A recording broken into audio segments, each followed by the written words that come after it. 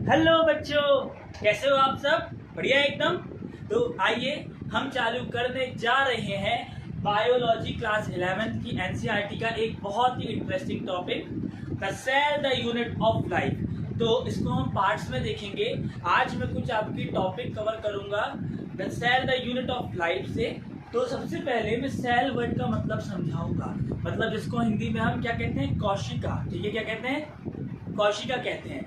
ठीक है भाई, देखिए बड़ी आसान लैंग्वेज में समझाता हूँ तुमको। ठीक है, जिस प्रकार तुम एक ईंट को देखते हो, ठीक है, एक ईंट के ऊपर ईंट की ईंट के ऊपर ईंट के ऊपर ईंट रखकर तुम एक बहुत बड़ी दीवार बना लेते हो। ठीक है, जब बहुत सारी दीवार को जोड़ देते हो तो क्या बनता है? एक कमरा बनता है मेरे भाई। ठीक है, अब जब कमरे को मिला दोगे बहुत सारे तो क्या बन जाता है? एक घर बन जाता है, मतलब एक बॉडी बन जाती है, एक स्ट्रक्चर बन जाता है। उसी प्रकार से सेल भी एक ईंट है। जब इनको हम बहुत सारे सेलों को मिलाएंगे तो क्या बन जाता है? एक टिश्यू बनता है। क्या बनता है? एक टिश्यू बनता है। जब बहुत सारे टिश्यू मिलेंगे तो ऑर्गन बनेगा, जब बहुत सारे ऑर्गन बनेंगे तो ऑर्गन सिस्टम बनेगा। जी हाँ, जब बहुत सारे ऑर्गन सिस्टम को मिला लोगे तो क्या बनेगा? एक ऑर्गेनिज्म बनेगा, जैसे कि हम लोग। तो आइए हम इस टॉपिक की बात करते हैं। ठीक है, पहले ये नहीं पता था कि सेल जैसी भी कोई चीज होती है। ठीक है, इसको सबसे पहले हमारे रॉबर्ट हुक साहब जी ने किसमें देखा था? डेड कॉर्क में देखा था। किसमें देखा था? कॉर्क में देखा था। ठीक है, बाद में इलेक्ट्रॉन माइक्रोस्कोप की जब डिस्कवरी हुई तो उसने रिवील कर दिया कंप्लीट स्ट्रक्चर ऑफ सेल। ठीक है, सबसे पहले लीफ सेल को देखने वाले एक साइंटिस्ट जिनका नाम है एंटवन लीवेनहुक। हाँ, सेल को हम कह सकते हैं the structural functional unit of life, मतलब ये हमारे को एक स्ट्रक्चर भी प्रोवाइड कर रहा है। ठीक है, हमारे फंक्शन जितने भी वेरियस एक्टिविटी चल रही है, डाइजेस्टिव सिस्टम, रिप्रोडक्टिव सिस्टम, ये सब किससे मिलकर बने हैं? सेल से मिलकर बने। अगर सेल नहीं होता तो ये सिस्टम नहीं होता, ये सिस्टम नहीं होता तो नया ऑर्गेनिज्म नहीं बन पाता, और जो हमारा नया फूड बनता है वो फूड नहीं बन पाता। समझ लो? तो इसलिए हर चीज को जो एक्टिविटी हमें बॉडी के अंदर चल रही है, मेटाबॉलिक एक्टिविटीज से लेकर फिजिकल एक्टिविटीज, सबके लिए रिस्पॉन्सिबल सेल है। इसलिए हम उसको फंक्शनल यूनिट भी कह सकते हैं। ठीक है, इसलिए हम इस वर्ड्स को क्या कहते हैं? Structural functional unit of life. सबसे पहले हम बात करते हैं सेल थ्योरी की। सबसे पहले सेल थ्योरी में एक साइंटिस्ट आते हैं जिसका नाम है मैथियस स्केलिडियन। ठीक है, स्केलिडियन साहब ने 1838 की बात है, 1838 में इन्होंने क्या किया? प्लांट सेल की बात की थी। ठीक है, प्लांट के ऊपर बात किया था इन्होंने। तो इनको ये जनरली जर्मन बॉटनिस्ट है भाई, ध्यान रखना, नीट में क्वेश्चन आ जाता है और कहीं एग्जामिनेशन पूछा जाता है कि मैथियस सॉन कैसे, कहाँ के क्या थे? तो क्या है? जर्मन बॉटनिस्ट है। क्या है?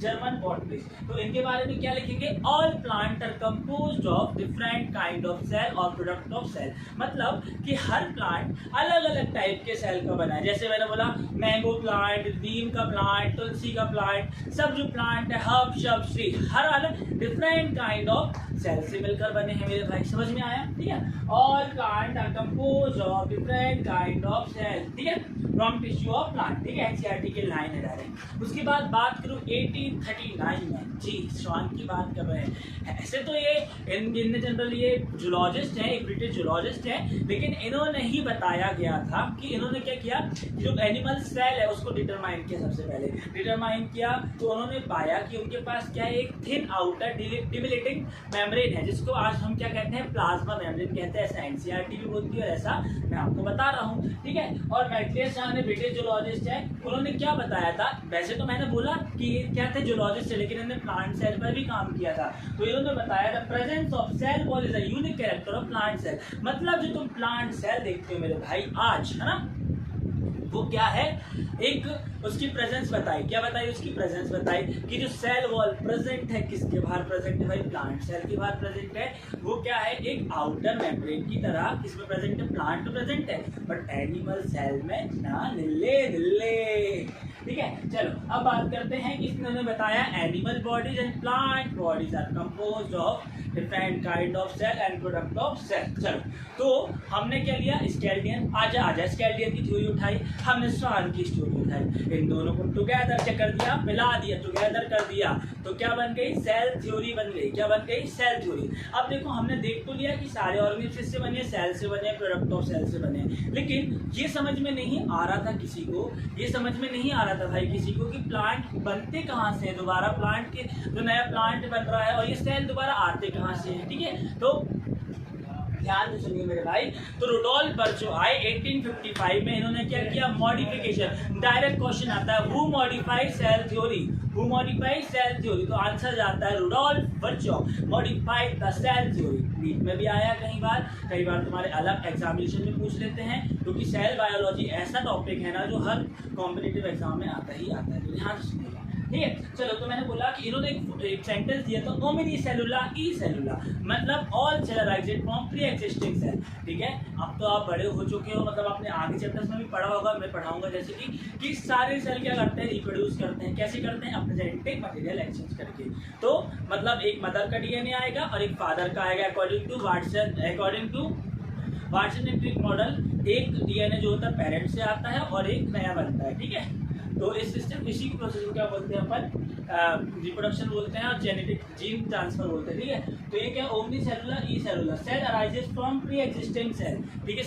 मतलब जो न्यू सेल अराइज होता है वो किससे अराइज होता है, प्री एग्जिस्टिंग सेल से अराइज होता है। और उन्होंने क्या किया, मॉडिफाई किया किसको, सेल थ्योरी को। तो समझ में आया, एक बार क्विक रिवीजन करते हैं। सबसे पहले आए स्केल्डियन भाई 1838 में, ये थे क्या है, जर्मन बॉटनिस्ट थे। इन्होंने बोला all plant are compose of different kind of cell और प्रोडक्ट ऑफ सेल। वहीं 1839 में ब्रिटिश जूलॉजिस्ट, जिसका नाम था स्वान, ठीक है, स्वान था। इन्होंने बताया हमको कि जो आउटर मेम्ब्रेन होती है एनिमल सेल में, वो क्या है, प्लाज्मा मेम्ब्रेन, और कैसी है, वो थिन है। उसके बाद आए हमने ना, ये इन्होंने ही बताया कि जो प्लांट के पास क्या होती है, सेल वॉल होती है, जो कि उसके यूनिक कैरेक्टर है। इन्होंने बताया animal body and plant body are composed of different kind of cell and product of cell. उसके बाद आया रुडोल्फ वर्चो, इसको मत भूलना नाम भाई, ये कई बार क्वेश्चन आ चुका है। 1855 में इन्होंने मॉडिफाई की थी सेल थ्योरी। इन्होंने सेंटेंस दिया था ओमनी सेलुला ई सेलुला, मतलब all cell arises from pre existing cell, pre existing cell, pre existing cell,